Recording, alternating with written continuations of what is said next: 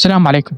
بينما 3/4 الشركات دي ينحدر من مستواها من ناحية الألعاب، خاصة عندك نوتي دوغ، مايكروسوفت، لا ننسى EA وأكتيفيجن.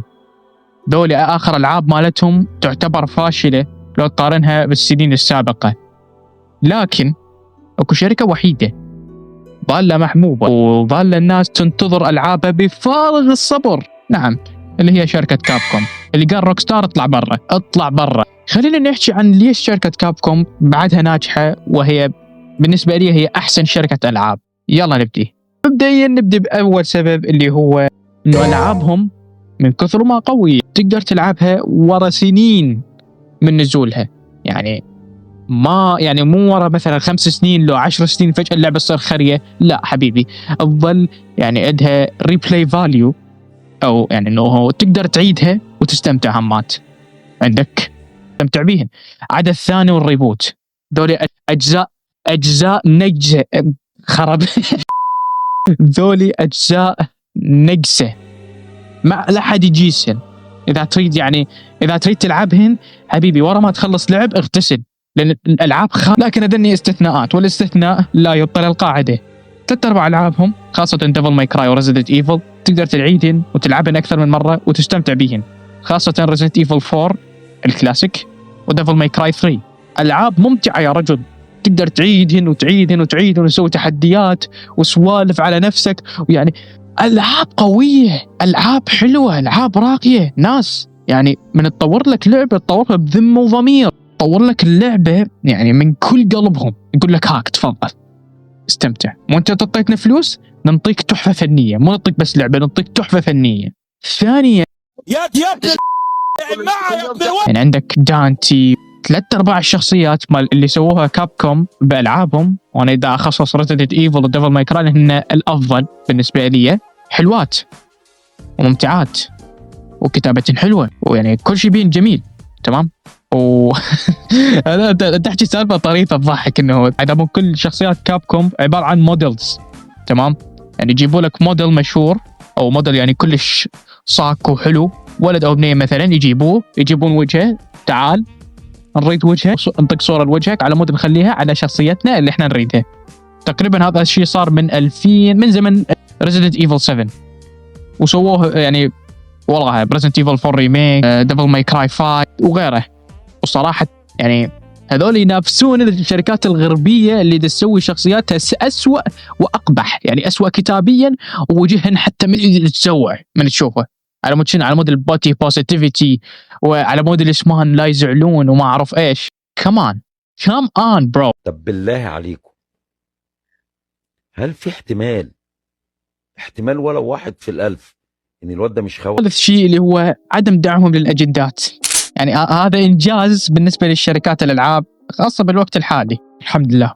دا أعطش من أصور لكم فيديوهات، فاشتركوا بالقناة وخلي لايك. عادها فرع أمريكا، الشركة الأم اللي باليابان ما تسوي هالسوالف. فرع الشرق الأوسط أكيد ما يسوي هالسوالف، يعني لأنها يعني الشركة هم الفلوس، وإذا دعمت هالسوالف خاصة بالوطن العربي ببيئة محافظة، فيعني راح ينبعرون بعرة من هاي الزينة. أما ألعابهم ما بيها أي شيء من هالسوالف. وخلي أعطيكم مثال على تأثير الأجندات على شخصية معينة، تمام؟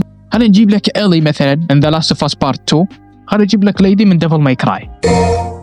شخصية محبوبة من الكل وكتابتها حلوة، ويعني نادر ما تلقى شخص يكره الشخصية، وبين شخصية معروفة أنها سيئة وأي واحد مثلا يريد يذم له شخصية كتابيا يذم هالشخصية. هي وآبي يا رجل، شنو هالعفن يا نوتي دوغ. اما ليدي ما سووا لها اي شيء، لا خلوها مدري شنو، لا خربوها مثل إلي، لا سووا لها اي شيء، بالعكس زي يطوروها.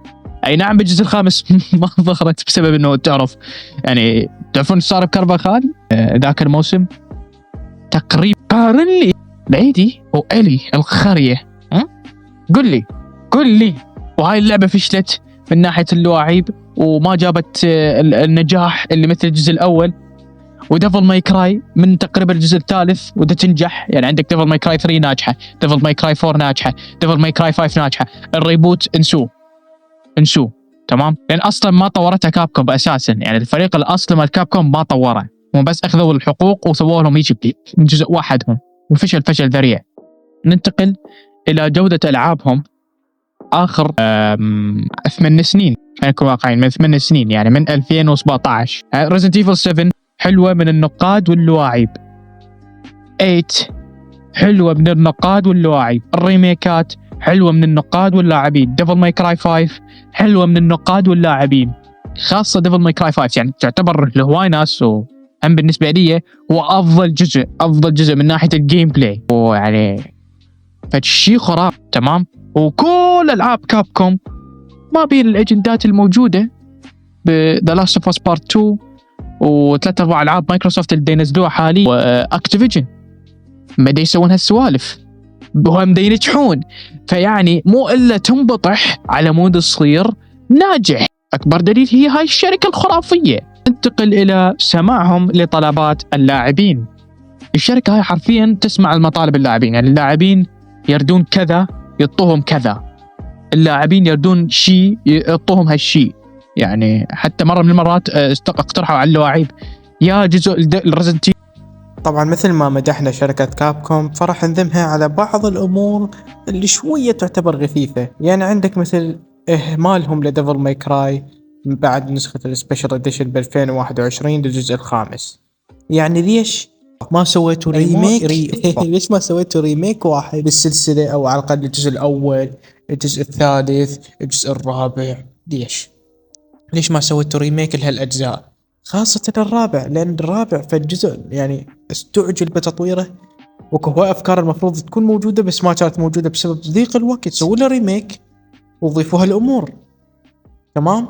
وحلبهم المبالغ به لريزيدنت ايفل واهمالهم ديفل ماي كراي، مع انه ديفل ماي كراي 5 وصلت نفس مبيعات ريزيدنت ايفل 4. فهذا لا يعني انه سلسلة ديفل ماي كراي ميتة، بالعكس هي سلسلة بعدها عايشة. فرق انهم لز ما يسجل فيديوهات عنها فقط لا اكثر. وهذا كان الفيديو.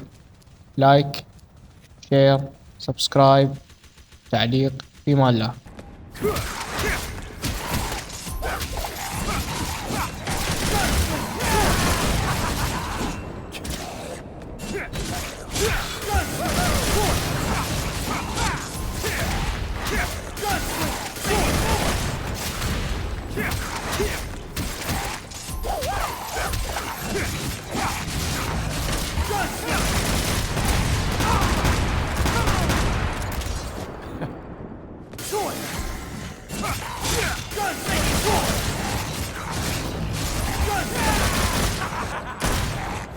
Gun!